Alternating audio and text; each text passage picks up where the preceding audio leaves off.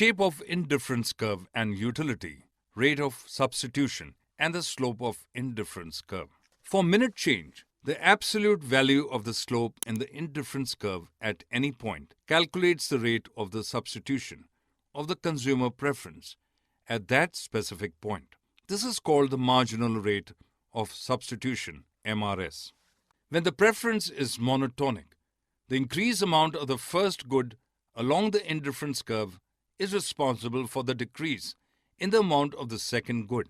That is the reason why the slope of the indifference curve is negative. In other words, we can say that the preference monotonicity reflects in the downward inclination of the indifference curve. Indifference map.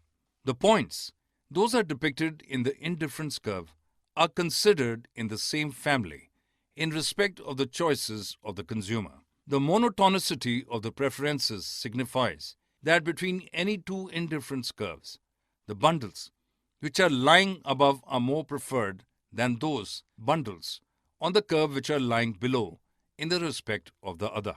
Utility representations and utility functions. The indifferent bundles in respect of the choices of the consumer should have the same ranking, and consequently, the preferred ones should be assigned with the higher rankings.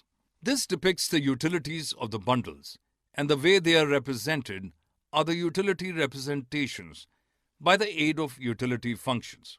In this way, the preferred bundle gets the higher utility number in comparison with the less preferred or less amount containing bundle.